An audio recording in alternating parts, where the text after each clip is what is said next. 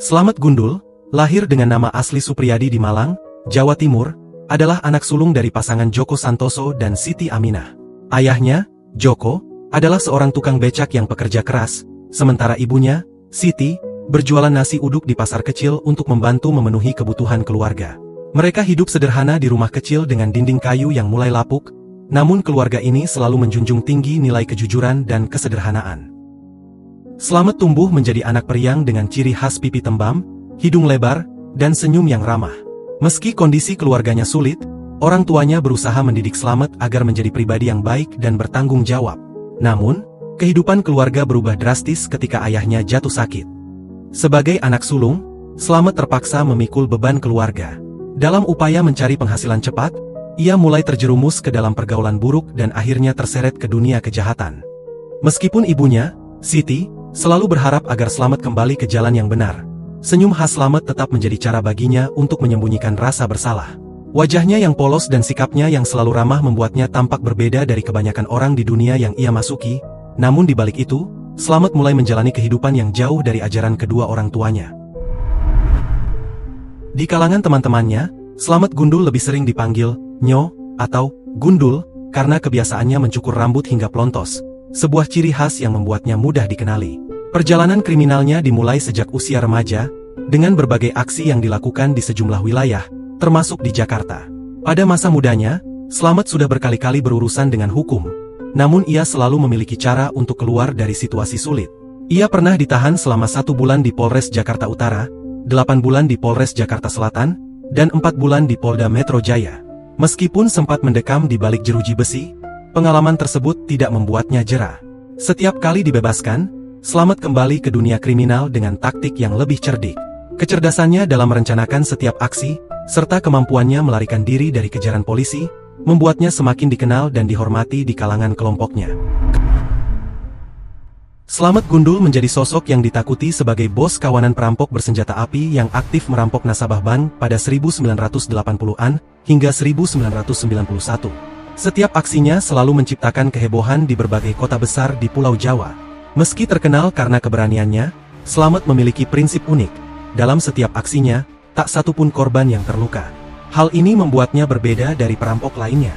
Polisi berulang kali berusaha keras menangkapnya, namun Slamet dikenal licin bak belut, selalu berhasil meloloskan diri. Namanya terus menghantui aparat penegak hukum, sementara reputasinya sebagai perampok cerdik tanpa kekerasan semakin melegenda di dunia kriminal. Keluar masuk sel tahanan tidak membuat Slamet Gundul jera. Alih-alih berhenti, ia justru semakin meningkatkan level kejahatannya. Beralih dari pencurian biasa menjadi perampokan yang lebih terencana. Berdasarkan catatan kepolisian, Slamet terlibat dalam 11 aksi begal di wilayah Jakarta. Aktivitasnya yang semakin berani membuat polisi Polda Metro Jaya geram dan bertekad menangkapnya.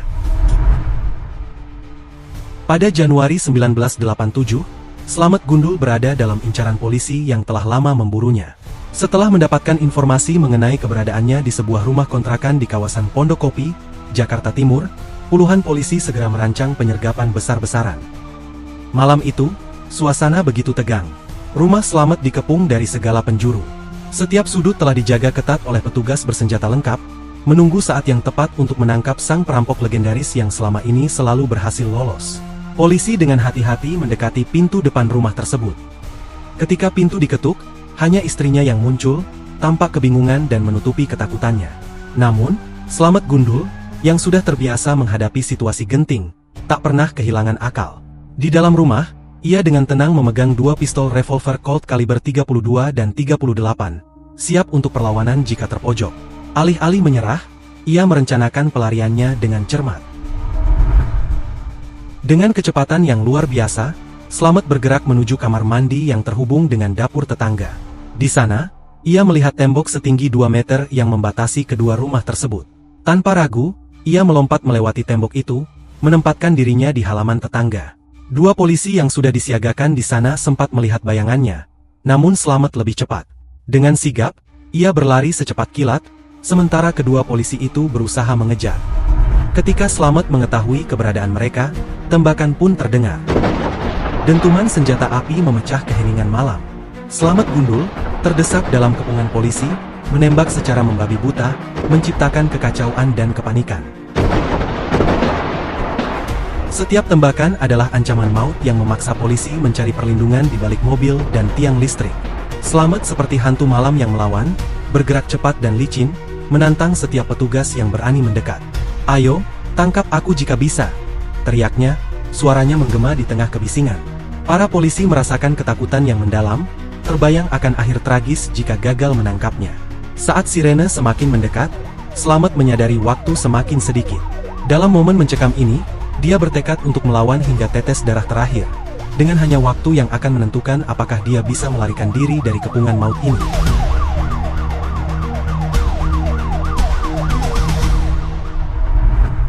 Dalam kepanikan itu, ia berlari menuju jalan utama dan mendapati sebuah metro mini yang sedang dicuci. Tanpa berpikir panjang, ia merebut bus tersebut, memaksa sang pemilik menjauh, dan langsung mengendarainya dengan kecepatan penuh untuk meloloskan diri dari pagar betis polisi yang mengepungnya. Seluruh kota tersentak mendengar kabar bahwa Slamet Gundul, sekali lagi, berhasil meloloskan diri meski dalam situasi yang tampak mustahil. Dalam kekacauan baku tembak yang penuh ketegangan, polisi mengejarnya dengan segala cara, tetapi hanya bisa terpana melihat bus metro mini yang dipacu kencang oleh Slamet menghilang di kejauhan.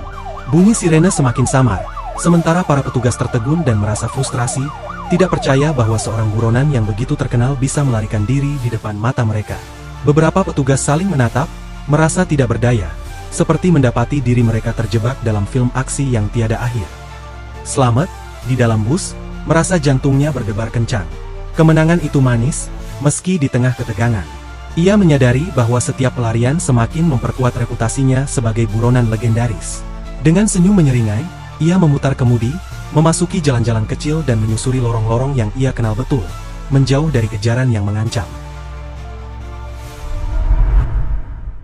Namun, tak lama setelah aksi heroik pelarian itu, Slamet Gundul akhirnya tertangkap pada awal 1987 bersama dua rekannya, Jarot dan Sahut. Penangkapan ini terjadi dalam operasi besar-besaran yang telah disiapkan polisi dengan cermat. Kali ini, mereka tidak ingin memberikan Slamet kesempatan kedua untuk kabur. Polisi, yang selama bertahun-tahun terus memburu Slamet, merencanakan strategi yang matang. Mereka menyusup ke dalam jaringan informan dan mengikuti jejaknya dengan teliti. Di sebuah rumah kontrakan yang sepi, di kawasan Pondok Kopi, Jakarta Timur, Slamet dan kedua rekannya merasa aman, tidak menyadari bahwa penangkapannya sudah dekat. Ketika pasukan polisi mengepung tempat itu, ketegangan melanda suasana. Dalam sekejap, suara tembakan kembali menggema, mengingatkan akan masa-masa kelam yang dilalui. Namun, kali ini, para petugas sudah siap. Slamet dan rekannya mencoba melawan, tetapi kepungan yang rapi dan persenjataan yang lebih lengkap dari pihak polisi membuat mereka terdesak. Dalam baku tembak yang sengit, Slamet merasakan kepanikan menghantam jiwanya. Dia berjuang untuk melawan, tetapi semua itu sia-sia. Penangkapannya menandai akhir dari babak panjang pelarian yang penuh ketegangan. Slamet Gundul, yang pernah menjadi simbol ketakutan di kalangan warga dan polisi, kini terkurung di balik jeruji besi. Masyarakat merasa lega, tetapi juga terkejut. Legenda tentangnya akan terus hidup di ingatan banyak orang, sebagai pengingat akan ketegangan yang melanda kota-kota besar selama bertahun-tahun. Ketiganya diadili di Pengadilan Negeri Jakarta Timur. Dalam suasana tegang di ruang sidang, hakim memvonis masing-masing 3 tahun penjara. Masyarakat yang mengikuti sidang merasa lega, menganggap keadilan akhirnya ditegakkan setelah bertahun-tahun ketakutan akibat tindakan Slamet Gundul dan rekannya. Namun, saat memasuki mobil tahanan di parkiran halaman pengadilan, situasi tiba-tiba berubah. Slamet, Jarot, dan Sahut merencanakan pelarian mereka dengan cermat. Begitu pintu mobil dibuka, Slamet beraksi cepat. Dengan gerakan yang tak terduga, ia mendorong petugas pengawal hingga terjatuh. Keriuhan pun terjadi seketika, dan dalam sekejap, ketiga pria itu berusaha memanfaatkan kebingungan yang timbul. Jarot, yang telah menunggu di dekatnya, langsung melompat ke sepeda motor yang sudah disiapkan sebelumnya. Suara mesin motor menggelegar di tengah kerumunan yang terkejut. Slamet dan Jarot meluncur cepat, meninggalkan halaman pengadilan yang dipenuhi suara teriakan dan kegaduhan. Mereka tahu bahwa waktu sangat berharga. Setiap detik berharga untuk mengejar kebebasan yang sudah lama diimpikan. Dengan keberanian dan ketangkasan, mereka mengemudikan sepeda motor menyusuri jalan-jalan kecil Jakarta, menghindari polisi yang mulai mengejar. Sementara itu, Sahut, yang terperangkap dalam kekacauan, berusaha bertahan. Dalam kekacauan itu, ia berjuang, tetapi situasi semakin tidak menguntungkan. Penangkapannya kembali menggambarkan betapa rumitnya dunia kejahatan yang mereka jalani. Setelah beberapa menit yang penuh adrenalin, Slamet dan Jarod merasakan euforia kebebasan. Mereka mengira diri mereka tak tertangkap, namun tidak ada yang bisa memastikan berapa lama mereka akan dapat bertahan. Dalam pelarian itu, Slamet mengingat masa-masa saat ia melawan hukum, di mana semua orang menghindarinya dan ketenaran buruknya tumbuh. Kini, mereka menjadi buronan lagi, dan ketegangan melanda mereka saat menyadari bahwa mereka harus bersembunyi dari kejaran polisi yang lebih terlatih dan lebih waspada. Sementara itu, berita tentang pelarian mereka menyebar cepat, membuat kepanikan di kalangan aparat penegak hukum. Tim gabungan dikerahkan untuk melacak keberadaan Slamet dan Jarod. Dalam hitungan jam, seluruh kota dipenuhi dengan petugas yang bersiaga, siap menangkap kembali dua buronan yang sangat licin itu. Slamet dan Jarod tahu bahwa mereka memiliki waktu yang terbatas sebelum polisi menemukan jejak mereka, dan mereka harus segera menyusun rencana untuk bertahan hidup di luar jangkauan hukum. Dalam pelariannya, Slamet dan Jarod memutuskan untuk berpindah ke kota Semarang, Jawa Tengah.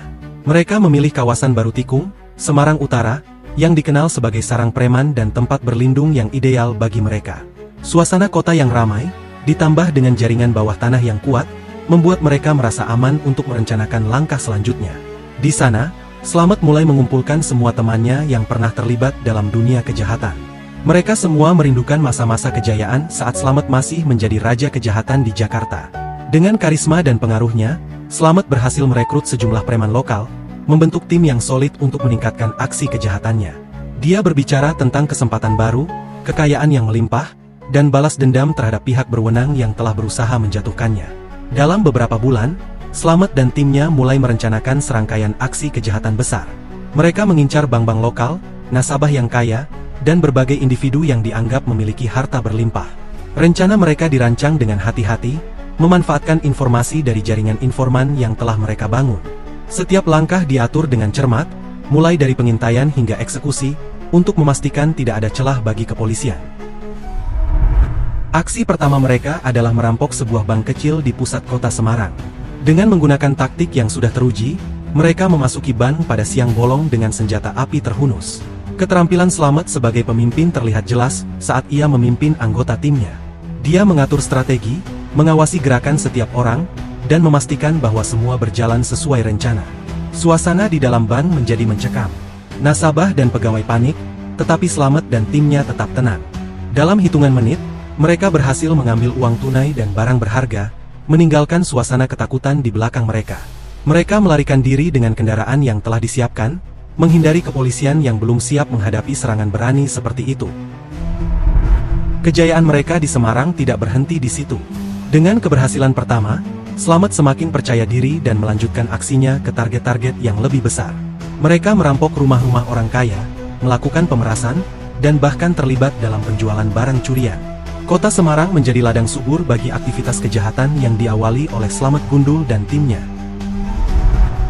Sepanjang tahun 1989, kesuksesan Slamet Gundul dan timnya dalam merampok menghasilkan total 159,5 juta rupiah, yang jika dikonversi dengan nilai rupiah saat ini setara dengan puluhan miliar.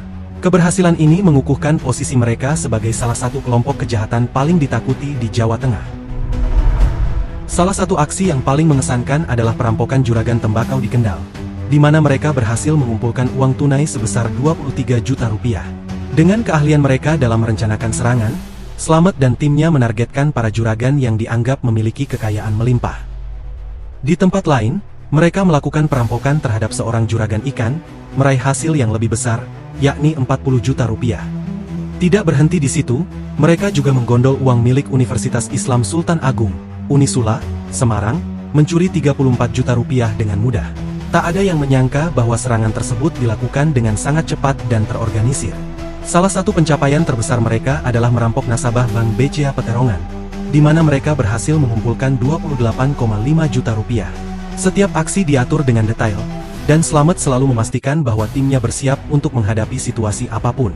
Mereka juga menargetkan karyawan PT Nyonya Meneer Semarang, di mana hasil rampokan mencapai 34 juta rupiah.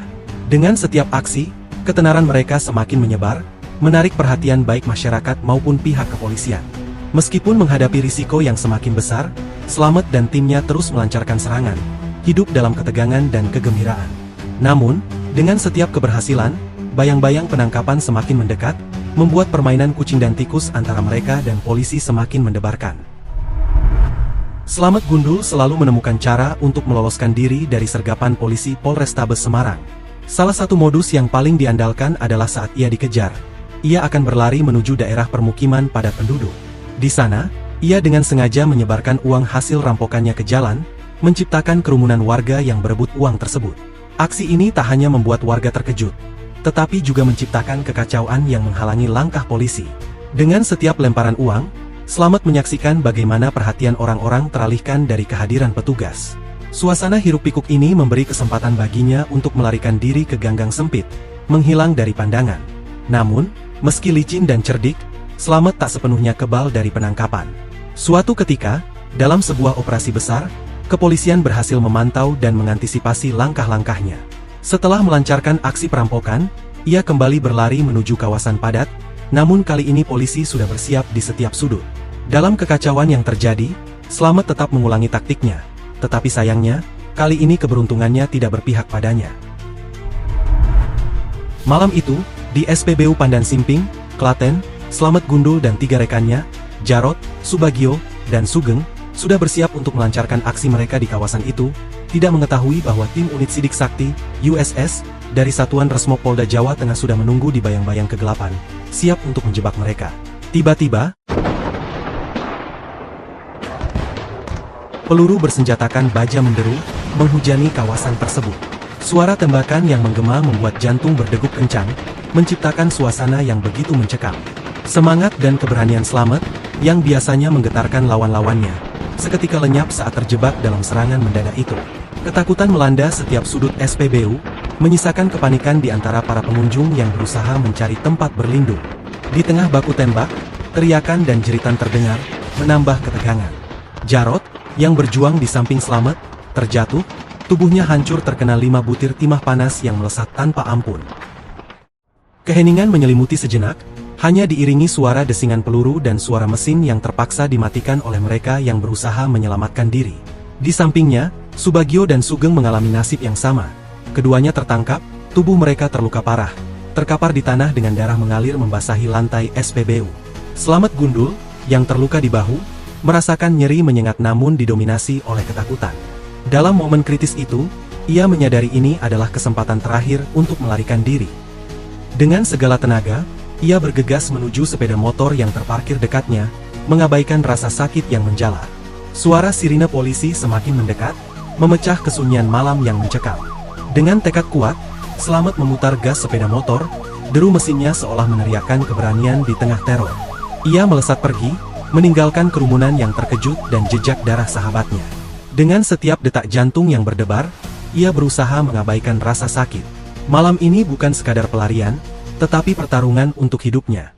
Dalam kegelapan, teror penangkapan mengintai di setiap sudut, tetapi Slamet bersumpah bahwa pelariannya adalah awal dari legenda yang akan dikenang sebagai kisah menakutkan antara kejahatan dan keberanian. Dalam pelarian yang semakin mendebarkan, Slamet Gundul kembali ke Jakarta, kota yang sudah dikenalnya baik sebagai tempat berteduh sekaligus arena kejahatan. Dalam bayang-bayang teror yang tak kunjung surut, ia merencanakan aksi baru yang berani, membegal karyawan CV Bambu Gading yang tengah membawa gaji senilai 10 juta rupiah. Dengan hati-hati, ia mengamati situasi di Kampung Bali, Jakarta Pusat, memastikan tidak ada yang mencurigakan. Saat momen yang tepat tiba, Slamet dan 2 rekannya meluncur seperti hantu, menerjang karyawan yang tidak bersalah. Kejadian itu berlangsung sangat cepat. Seperti kilat, suara teriakan dan desingan peluru langsung mengguncang suasana tenang. 2 anggota kepolisian yang kebetulan berada di tempat kejadian segera beraksi, mencoba menangkap Slamet dan kawannya. Namun, suasana segera berubah menjadi kekacauan yang mencekam.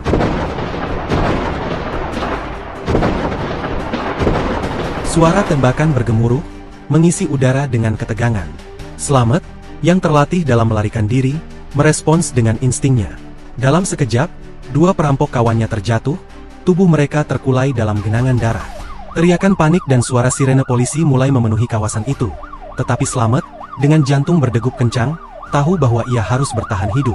Di tengah baku tembak yang berlangsung, Letnan II Soewito, seorang polisi yang dikenal berani dan berpengalaman, mengalami nasib tragis. Sebuah peluru menghantamnya tepat di bawah mata, merenggut nyawanya di tengah perjuangan menegakkan hukum. Suasana semakin mencekam dengan kehilangan nyawa di kedua belah pihak, menambah jejak kelam di perjalanan selamat. Dengan adrenalin memuncak dan rasa takut menyelimuti, Slamet berhasil melarikan diri melalui jalanan Jakarta yang ramai, meninggalkan jejak kejahatan di belakangnya. Setibanya di Malang, ia merasakan kerinduan dan kecemasan. Dalam kegelapan malam, Slamet sadar tidak semua orang di kampungnya dapat dipercaya. Di balik senyumnya yang menawan, ia menyimpan sejarah kelam dan ancaman dari penegak hukum yang terus mencarinya.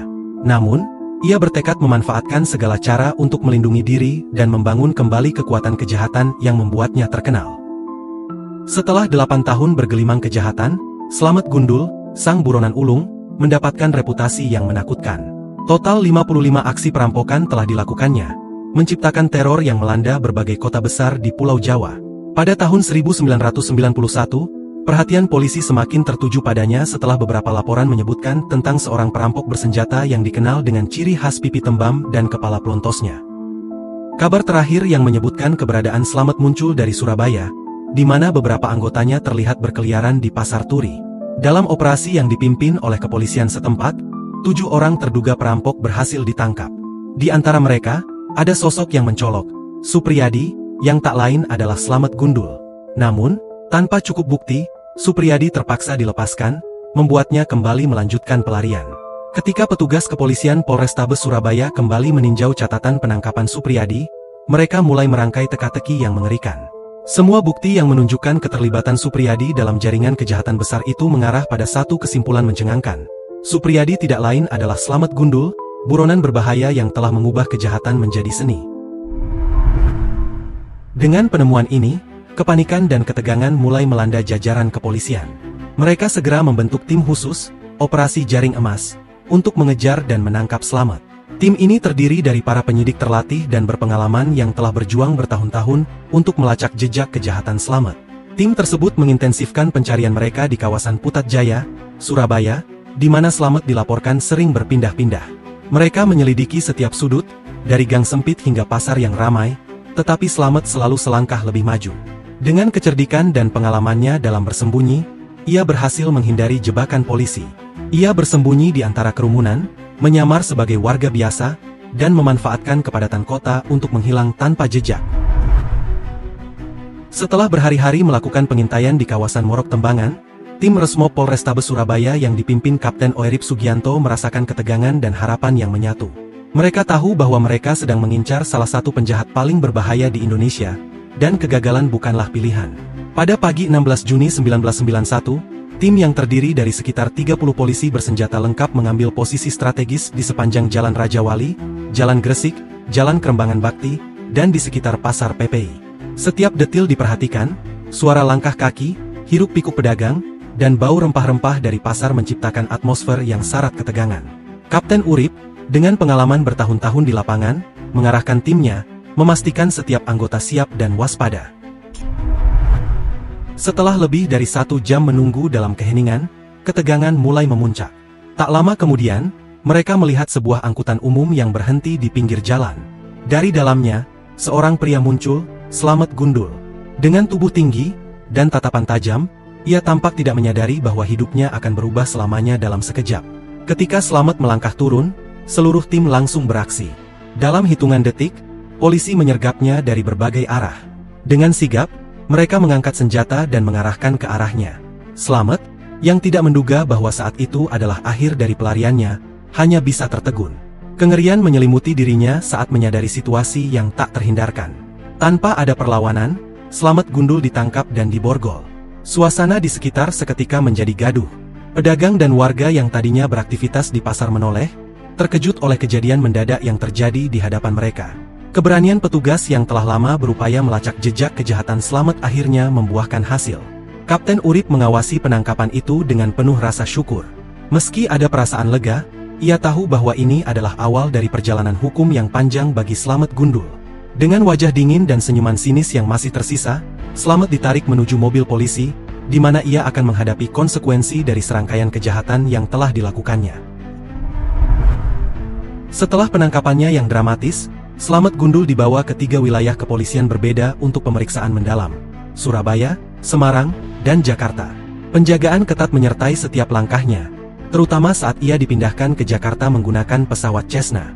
Di dalam pesawat, tatapan Slamet kosong, seakan masih berusaha mencerna kenyataan bahwa pelariannya yang panjang akhirnya terhenti. Setibanya di Jakarta, Slamet dihadapkan pada penyidikan yang intens. Tim penyidik yang berpengalaman menyusun berbagai bukti dari rentetan kejahatan yang telah dilakukannya. Mereka tidak hanya menggali dari laporan polisi, tetapi juga mendengarkan kesaksian dari korban-korban yang telah dirugikannya. Dengan setiap interogasi, kejahatan-kejahatan yang pernah ia anggap biasa tampak semakin nyata dan menekan jiwanya. Akhirnya, setelah serangkaian proses hukum yang panjang, kasusnya disidangkan di Pengadilan Jakarta. Dalam ruang sidang yang dingin dan formal, Slamet duduk di kursi terdakwa dengan rasa campur aduk. Dia tahu semua matanya tertuju padanya, menanti penjelasan dan pertanggungjawabannya atas berbagai tindak kejahatan yang telah meresahkan masyarakat. Di hadapan hakim, ia mengaku, "Saya merasa kejahatan saya ini biasa-biasa saja. Tapi sekarang saya sudah kapok dan tak ingin meloloskan diri lagi." Pernyataan itu menggema di ruang sidang, menciptakan momen hening yang penuh makna. Slamet, yang selama ini dikenal sebagai raja kejahatan, kini tampak rapuh dan menyesal. Namun, ada yang meragukan ketulusan kata-katanya. Banyak yang bertanya-tanya apakah dia benar-benar kapok atau sekadar menginginkan keringanan hukuman. Akhirnya, pada akhir 1991, Slamet Gundul resmi mendekam di Lembaga Pemasyarakatan, LP, Cipinang, Jakarta Timur. Di balik jeruji besi, ia mulai menjalani kehidupan baru yang penuh dengan refleksi. Di tempat yang dingin dan keras itu, ia terpaksa menghadapi konsekuensi dari setiap tindakan yang telah ia pilih. Meski sudah dibekali dengan janji untuk tidak meloloskan diri lagi, bayang-bayang masa lalu terus menghantuinya, menunggu saat yang tepat untuk menguji keteguhan hatinya. Kisah Slamet Gundul menunjukkan bahwa kejahatan tidak pernah menghasilkan kebaikan. Meskipun ia sering lolos dari hukum dan berhasil merampok banyak harta, pada akhirnya hidupnya dipenuhi ketakutan dan kesepian. Kejahatan hanya membawa penderitaan, baik bagi dirinya maupun orang lain. Ini mengajarkan bahwa kejahatan mungkin terlihat menguntungkan sementara, tetapi pada akhirnya, keadilan selalu datang dan membawa hukuman bagi pelakunya. Pelarian dari tanggung jawab hanya menambah beban. Selama bertahun-tahun, Slamet terus berusaha melarikan diri dari akibat tindakannya. Namun hal itu hanya membuat hidupnya semakin sulit dan penuh tekanan. Lari dari masalah bukanlah solusi, melainkan hanya menambah panjang penderitaan. Lebih baik menghadapi kesalahan dengan berani dan bertanggung jawab, karena itu adalah cara terbaik untuk mendapatkan ketenangan jiwa. Hidup dalam dunia kejahatan membawa kesepian dan kehancuran. Meski Slamet pernah dikelilingi oleh kawan-kawan, pada akhirnya ia kehilangan mereka satu persatu. Beberapa tewas, tertangkap, atau meninggalkannya. Ini membuktikan bahwa dunia kejahatan tidak memberikan tempat bagi persahabatan yang sejati, melainkan hanya menciptakan siklus pengkhianatan dan kekerasan. Penyesalan selalu datang terlambat. Setelah Slamet tertangkap, ia mengaku menyesal dan tidak ingin melarikan diri lagi. Namun, penyesalan tersebut datang setelah berbagai kerugian besar telah terjadi, kehilangan kebebasan, teman, dan hidup yang normal. Ini menjadi pengingat bahwa setiap keputusan harus dipikirkan matang-matang, karena penyesalan selalu hadir setelah semuanya terlambat. Hukum akan selalu mengejar kebenaran, meskipun tampak lambat. Pada akhirnya, keadilan menemukan jalannya. Sebesar apapun upaya seseorang untuk melarikan diri, hukum akan tetap berhasil menangkapnya. Ini menjadi pelajaran bahwa hidup dengan jujur dan sesuai aturan adalah jalan terbaik untuk menghindari sanksi hukum dan penderitaan yang lebih besar. Kehidupan yang bermakna adalah kehidupan yang dijalani dengan kejujuran dan integritas. Meski tampaknya lebih sulit, hidup dengan kejujuran dan moral yang baik membawa kedamaian dan penghormatan dari orang lain. Sebaliknya, hidup dalam kebohongan dan kejahatan hanya akan menghasilkan kehancuran, baik mental, fisik, maupun sosial.